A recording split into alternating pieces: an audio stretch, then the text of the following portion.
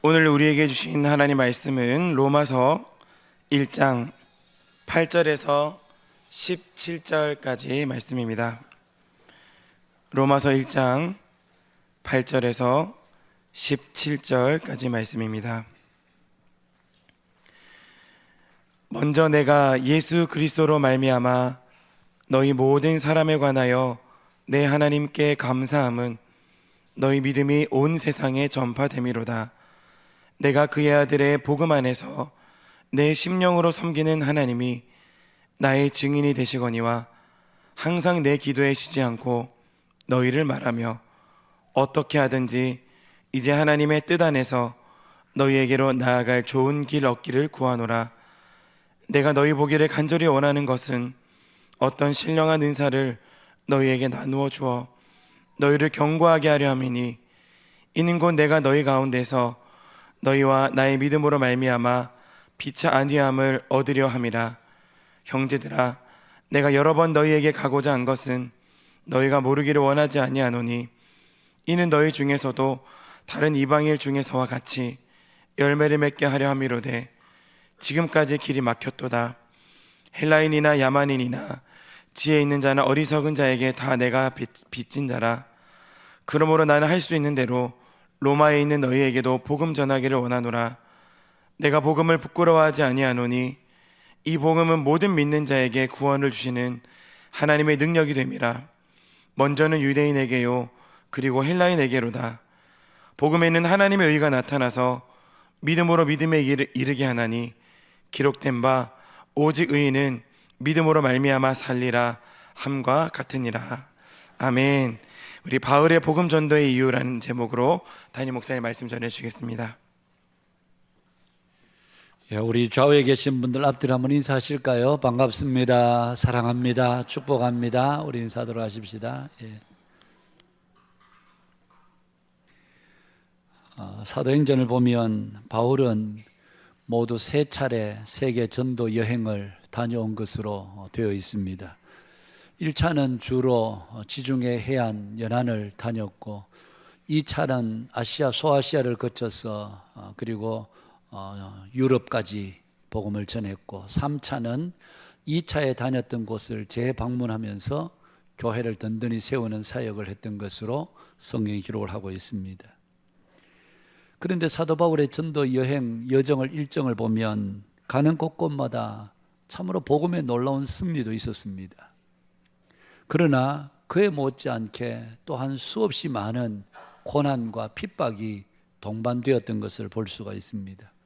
고린도후서 1장 8절 말씀에 보면 우리가 아시아에서 당한 환난을 너희가 모르기를 원하지 아니하노니 힘에 겹도록 심한 고난을 당하여 살 소망까지 끊어지고 우리는 우리 자신이 사형 선고를 받은 줄 알았다. 그리고 고린도후서 6장 4절 말씀에 보면 많이 견디는 것과 환난과 궁핍과 고난과 매맞음과 갇힘과 난동과 수고로움과 자지 못함과 먹지 못한 가운데서도 복음을 전했다.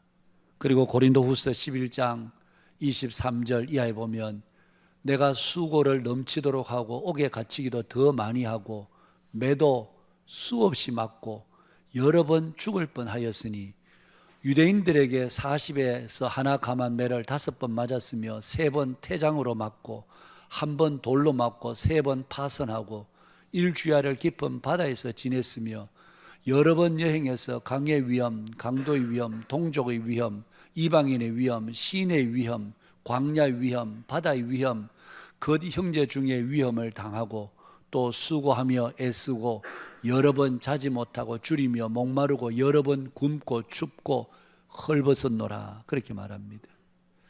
여러분 저기에 보면 매도 수없이 맞고 여러 번 죽을 뻔했다. 우리는 사도 바울의 전도 여행이 단순히 그냥 육체적으로 먼 길을 다니기 때문에 고달팠다 그렇게 생각하지만 그러나 성경은 뭐라고 합니까? 매도 수없이 맞았다고 합니다. 여러 번 죽을 뻔했다고 합니다. 유대인들에게 40에서 하나 감한 39대의 매를 5번 맞았다고 합니다. 3번 태장으로 맞고 돌로 맞고. 여러분, 이런 일들 생각해 보면 우리는 사도 바울이 그냥 복음 전도할 때 아마 힘들었겠다, 참 고단했겠다, 가는 곳마다 뭐 어려움이 있었겠다, 이런 정도가 아니라, 여러분, 사도 바울이 뭐 한두 살 먹은 어린애도 아니고 뭐 초등학생, 청년, 중고등학생 청년들이 아니고요. 이미 사도 바울은 장성한 어른입니다. 그런데 그냥 매도 수없이 맞았다고 합니다. 이런 걸 생각해 보면 사도 바울의 전도 여행은 단순히 힘겹고 어려운 것이 아니라 그야말로 육체적으로 모욕을 당하고 육체적으로 온갖 수모를 당하고. 여러분 생각해 보십시오. 어른을 엎드려 놓고 40에 하나 감한 매를 5번 맞았다고 생각해 보면 이게 여러분 그냥 사사롭게 보통 가볍게 넘길 수 있는 일이 아닙니다. 여느 사람 같으면 이러려고 내가 복음 전하는 주의 종이 됐나? 내가 이 꼴 당하고 이 험한 꼴 당하려고 내가 주의 종이 됐나? 그러면서 여러분 얼마든지 그만둘 수 있는, 만일 오늘 복음을 전하다가 우리가 그런 일을 당하면 여러분 어떤 생각이 들겠습니까? 매도 수없이 맞았다고 생각해 보면 아마 인격적인 모욕감을 아마 감당하기가 굉장히 어려웠을 것입니다. 이런 걸 보면 사도 바울의 전도 여행은 그냥 쉬엄쉬엄 다니면서 만나는 사람들이 예수 믿으세요, 이게 아니고 여러분 그야말로 사활이 걸린, 생사가 걸린 이런 고난과 아픔을 견디면서 복음을 전했던 것입니다. 그런데 놀라운 것은 사도 바울은 그러한 상황에서도 단 한 번도 후회하거나 복음 전도를 중단한 적이 없었다는 사실입니다. 내가 괜히 지금 이 길에 나서서 이런 꼴을 당하고 있다든지 내가 왜 이 일을 했던고 그러면서 복음 전도를 후회하거나 중단한 적이 없었습니다. 그래서 우리가 성경을 보면서 도대체 사도 바울은 그 속에 무슨 이유 때문에 이렇게까지 이런 수모와 인격적인 모욕을 당하면서까지 복음을 전했을까? 그래서 오늘 설교 제목을 사도 바울의 복음 전도 이유, 도대체 그 이유가 무엇이었을까? 여러분 오늘 말씀에서 3가지로 여러분들과 함께 정리해서 나누려고 합니다. 그 첫 번째는 예수 그리스도가 하나님의 아들, 우리의 믿음의 주라고 하는 분명한 확신 때문이었습니다. 예수님을 만나기 전 바울은 예수의 복음은 유대교에 반하는 이단 교리라고 생각했습니다. 그래서 그가 여러분 회당에서부터 이 다메섹으로 가는 다메섹에 사는 그리스도인들을 잔해하고 핍박할 공문을 받아가지고 그 다메섹으로 가던 길 가운데서 그가 부활하신 예수님을 만나게 된 것입니다.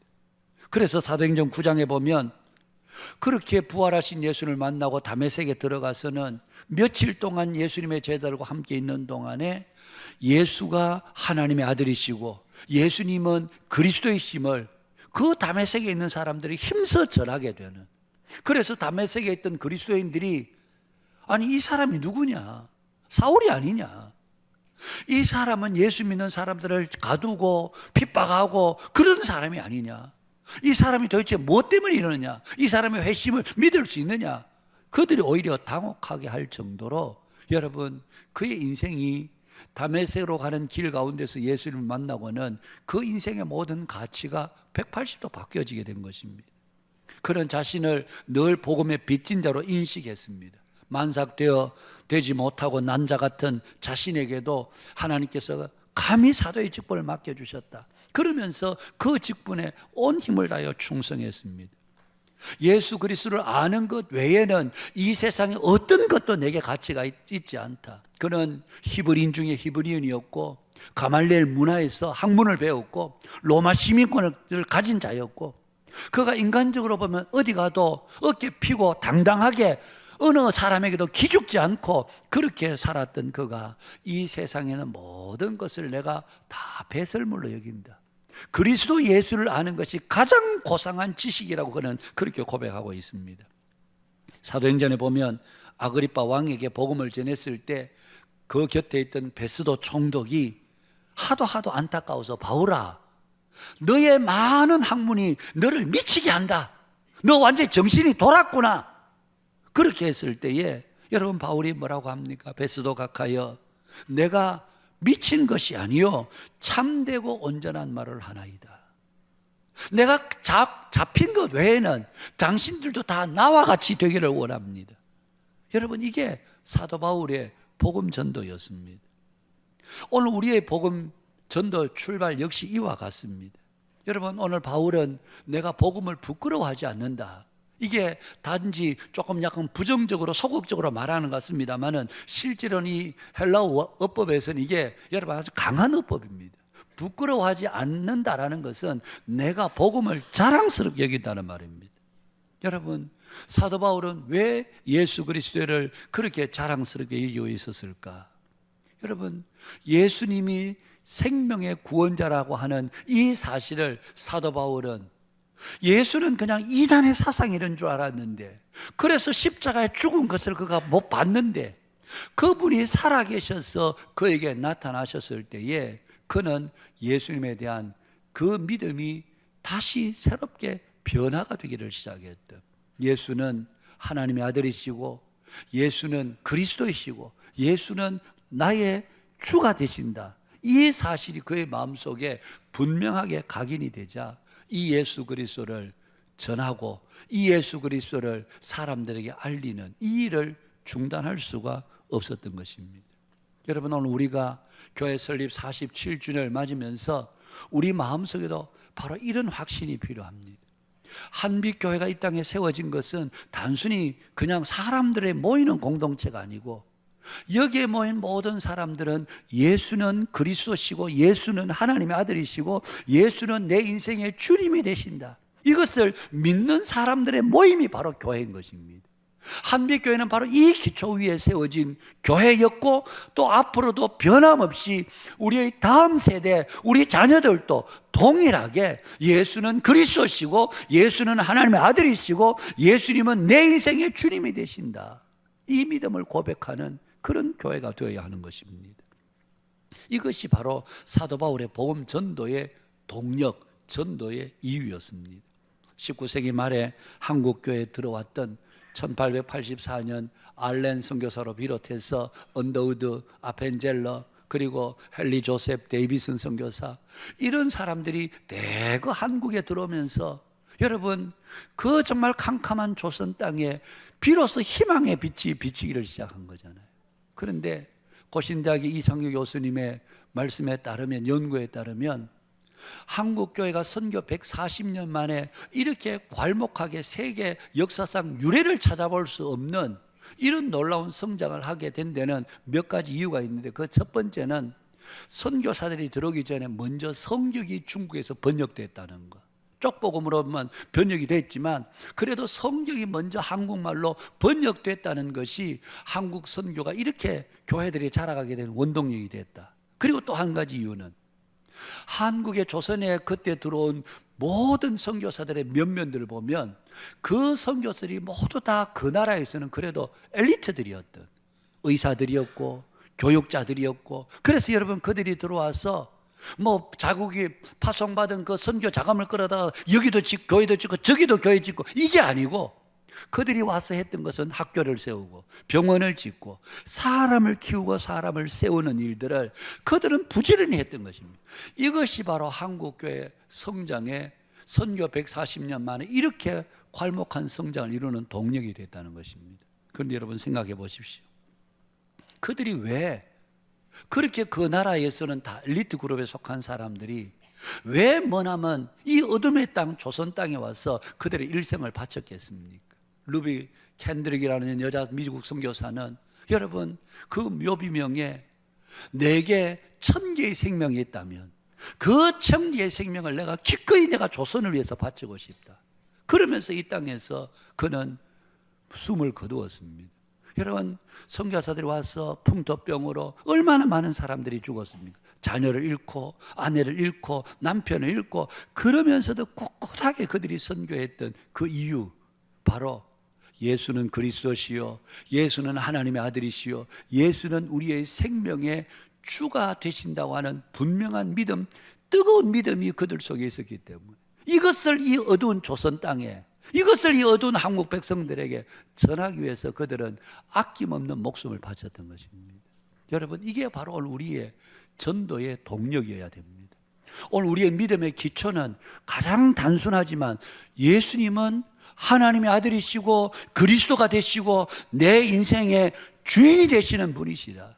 이 믿음의 고백이 오늘 교회 기초일 뿐만 아니라 바로 우리의 복음 전도의 기초가 되어야 하는 것입니다. 이 기초 위에 우리 모두의 믿음이 든든하게 세워지는 복된 은혜가 우리 한빛교회 모든 믿음의 권속 여러분들이 있게 되기를 주님의 이름으로 축복합니다.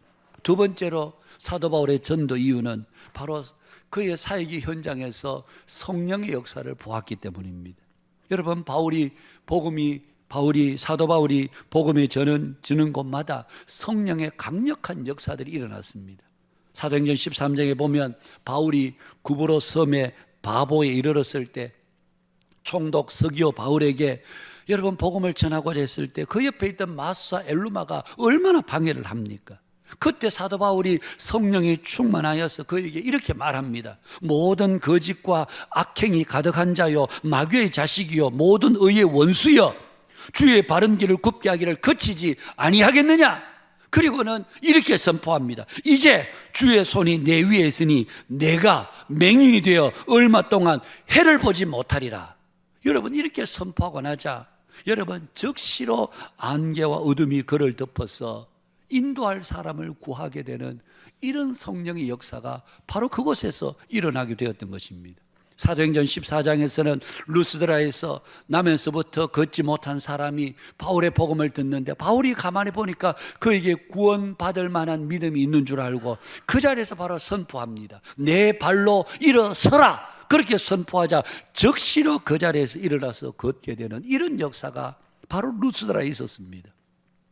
2차 전도 여행에서는 아시아에서 복음을 전하라고 애를 쓰는데 여러분 환상 중에 마게도냐 사람 하나가 서서 여러분 손짓을 하며 건너와서 우리를 도와달라. 그래서 사도 바울은 그것이 성령의 음성인 줄 알고 여러분 아시아에서 복음 전도를 중단하고 마게도냐의 처성 빌립보로 가게 됩니다. 그런데 그곳에서 귀신 들린 여종을 만났는데 따라다니면서 얼마나 복음을 방해하는지, 그래서 그 여인을 향해 선포했습니다. 예수 그리스도의 이름으로 내게 명하노니 그에게서 나오라. 그러자 그 즉시로 귀신이 그에게서 나오게 되는, 그동안 이 귀신 들린 여종을 통해서 점을 치면서 이익을 보던 그 주인이 이 사실을 알고는 바울 일행을 관과에 고발하게 됩니다. 그로 인해서 사도 바울 일행이 붙잡히게 되고 그날 심한 매를 맞고 착고에 채여 감옥에 내던져졌을 때 그날 밤에 바울과 실라가 한밤중에 기도하고 하나님 앞에 찬송을 불렀습니다. 그런데 갑자기 큰 지진이 나서 옥터가 움직이더니 문이 다 열리고 메인 것들이 벗겨지는 놀라운 역사가 바로 그 빌립보 감옥에서 일어나게 된 것이었습니다. 그로 인해서 간수를 비롯한 온 집안 식구들이 예수를 믿고 그리고 빌립보 교회가 탄생하는 놀라운 역사를 사도 바울이 체험하게 되었습니다. 고린도에서는 두려움 가운데 있을 때 밤에 환상 중에 주께서 바울에게 말씀하셨으나 바울아 두려워하지 말며 침묵하지 말고 말하라. 내가 너와 함께 있음에 어떤 사람도 너를 대적하여 해롭게 할 자가 없을 것이니 이 성중에는 내 백성이 많음이라 하시더라. 그러면서 바울 일행을 격려해 주셨던 하나님의 말씀이 여러분 사도 바울에게 임하게 된 것입니다. 에베소에서는 아직 예수 그리스도의 세례를 알지 못하는 그들에게 복음을 전하고 세례를 베풀었을 때에 그들에게 성령 임할 뿐만 아니라 여러분 그들이 방언도 하고 예언도 하는 역사가 일어나게 되었습니다. 뿐만 아니라 사람들이 바울의 몸에서 손수건이나 앞치마를 가져다가 병든 사람이 얹으면 그 병이 떠나고 악기도 떠나는 그런 역사가 일어나는 게 되었습니다. 여러분 사도 바울의 복음의 현장에 이런 성령의 역사 말로 하려면 수없이도 많습니다. 그래서 오늘 사도 바울이 복음을 멈출 수 없는 이유가 바로 여기에 있었습니다. 가는 곳곳마다 성령의 놀라운 역사가 있었기 때문에 사도 바울은 그 성령의 역사 앞에서 그는 이 복음 전도 사역을 멈출 수가 없었던 것입니다. 사랑하는 여러분, 지금도 성령님은 놀랍게 역사하고 계십니다. 내가 세상 끝날까지 너희와 영원토록 함께 있겠다. 여러분, 성령님은, 하나님의 영인 성령님은 우리와 세상 끝날까지 영원토록 함께 있겠다. 그래서 오늘 우리가 복음 전도할 때에 바로 복음 전도 현장에 성령님이 역사하시는 것을 우리는 믿어야 합니다. 내가 그냥 사람들에게 전하고 이게 끝나는 것이 아니고, 여러분, 성령님은 우리와 함께 하시는, 오늘 교회 설립 47주년을 맞으면서 여러분, 우리 모든 성도들이 마음 가운데 예수님은 주님이시고 그리스도시고 그리고 하나님의 아들 되심을 믿는 것과 함께 오늘 우리의 삶에 늘 성령님이 함께 하신다는 사실을 우리는 결코 잊어서는 안 됩니다.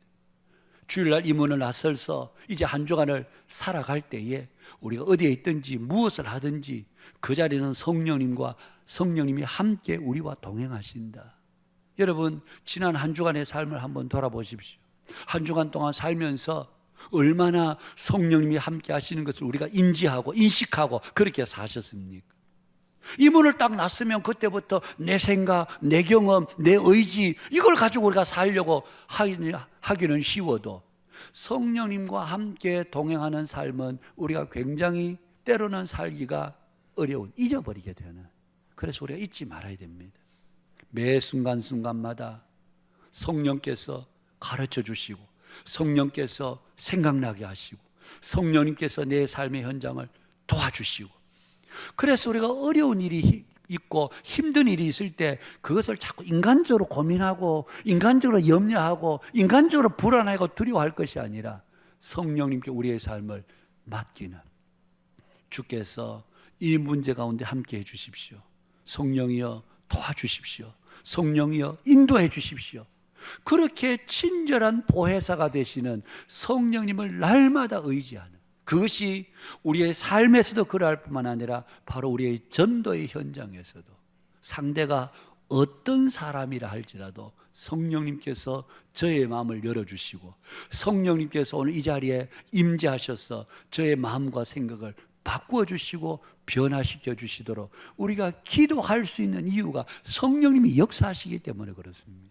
사도 바울은 이 역사를 선교하는, 전도하는 곳곳에서 그런 경험하게 됐습니다. 그러니 여러분, 복음을 중단할 수 없었던, 성령님이 하시는구나, 성령님이 역사하시리래, 그는 성령님과 함께 동력함으로 이루어진 사역이었기 때문에 그는 중단할 수가 없었던 것입니다.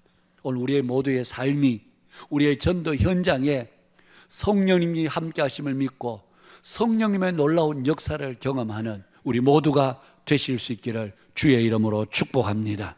마지막 세 번째는, 여러분, 사도 바울이 그렇게 복음을 중단할 수 없었던 이유는 복음 안에 영원한 생명이 있음을 확신했기 때문이었습니다.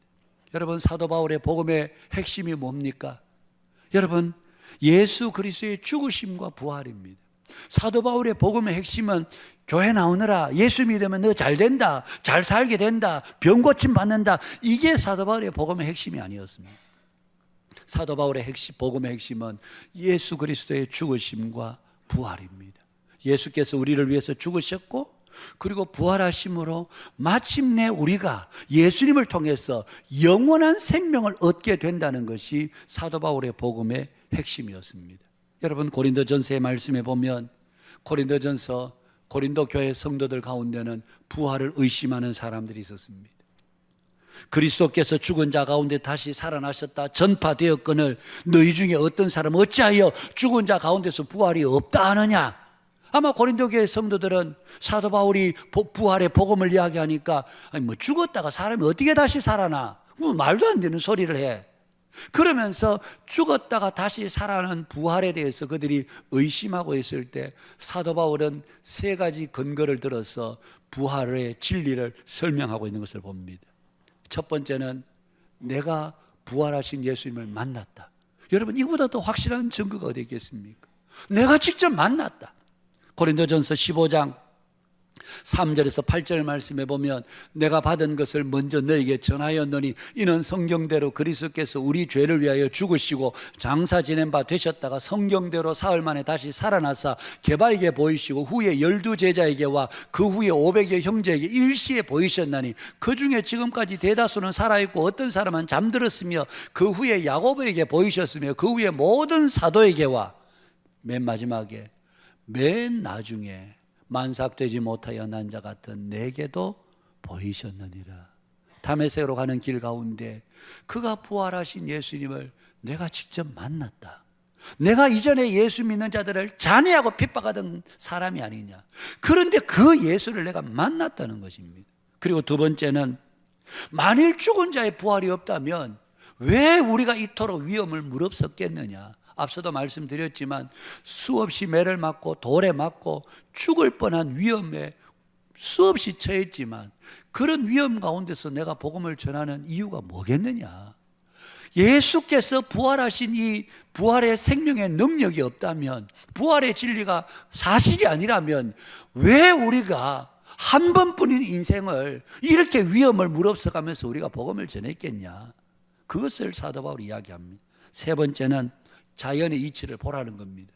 여러분 고린도전서 15장 36절에 보면 어리석은 자여 내가 뿌리는 씨가 죽지 않으면 살아나지 못하고 또 내가 뿌리는 것은 장래의 형체를 뿌리는 것이 아니요 다만 밀이나 다른 것의 알갱이 뿐이로되 하나님이 그 때대로 그에게 형체를 주시되 각 종자에게 그 형체를 주시느니라. 땅에 심을 때는 밀이나 다른 것의 알갱이를 심습니다. 그런데 그것이 땅 속에 들어가서 죽어야 여러분 다시 거기에서 싹이 나오고 거룩한 열매가 되는 것이지 죽지 않고는 열매가 될 수가 없다는 겁니다. 자연의 이치가 그러할지인데 왜 부활이 없다고 하느냐.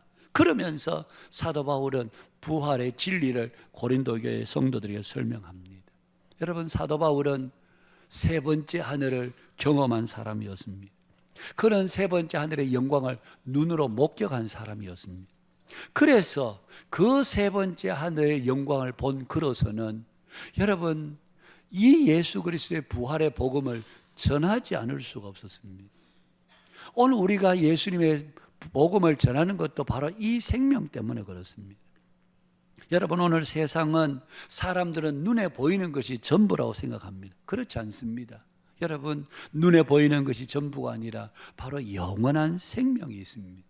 오늘 먼저 우리가 이 확신을 가져야 됩니다. 여러분 교회가 이렇게 서 있는 것은 여기 그냥 사람들만 많이 모인다고 교회가 아닙니다. 교회로 사람들이 모이는 것은 이 교회는 바로 예수 그리스도가 주님이 되신 것을 믿는 것이고 성령님이 지금도 우리 가운데 역사하심을 믿는 것이고 장차 우리는 예수님과 함께 영원한 생명을 살 자들임을 믿는 사람들이 바로 그리스도인이고 그것이 바로 참된 교회의 기초가 되어야 하는 것입니다. 여러분 히브리서 11장의 믿음의 여인들을 보십시오. 그들은 더 좋은 부활을 얻고자 하여 기꺼이 고난을 그들은 감당했습니다. 그들은 목숨을 구차하게 구하지 않고 기꺼이 그들이 목숨을 고난을 당했던 것은 바로 더 좋은 부활이 그들을 기다리고 있음을 확신했기 때문에 두려움 없이 그들은 순교의 제물이 될 수가 있었던 것입니다. 여러분 오늘 우리 모두에게 바로 이 부활 생명을 우리 모두에게 주셨습니다. 오늘 우리 교회가 우리 각자가 가져야 될 것은 내게는 육신의 생명만이 아니라 영원한 생명이 내게는 지금 함께 있다. 육신의 생명은 언젠가는 끝이 날지 몰라도 주께서 주신 그리스도를 통해서 우리에게 주신 영원한 생명은 쇠하지 않고 더럽혀지지 않고 없어지지 않는 그 영원한 생명을 우리가 가지고 있음을 확신하고 그 확신을 가지고 우리가 부활의 복음을 전할 때에 그것이 바로 여러분 우리가 전해야 될 진정한 전도의 내용이고 전도의 이유가 바로 그것 때문인 것입니다. 사랑하는 성도 여러분, 이제 교회가 47주년을 맞으면서 50주년까지는 3년이 남았고 그리고 또 이번에 우리가 예배당을 새롭게 건축하고자 하는 것은 다음 세대에도 지속적으로 이 복음이 흘러가기를 바라는 마음에서 우리가 예배당을 또 다시 건축하려고 하는 것입니다. 저와 여러분들이 오늘 우리에게 주신 말씀처럼 예수 그리스도가 주님이신 것을 확신하고 성령님이 우리와 날마다 함께 하시는 것을 확신할 뿐만 아니라 우리에게 영원한 생명이 있음을 마음 가운데 굳게 믿고 우리 자신이 이 복음의 진리로 무장할 뿐만 아니라 이 복음의 진리를 또한 믿지 않는 이웃들에게 아낌없이 나누는 사도 바울이 고난 속에서도 핍박 속에서도 이 진리를 힘써 전했던 것처럼 우리 모두도 고난과 핍박, 어려움이 있다 할지라도 굴하지 않고 이 복음의 진리를 세상 가운데 힘써 전하는 우리 한빛교회 모든 믿음의 권속들이 되실 수 있기를 주님의 이름으로 축복합니다.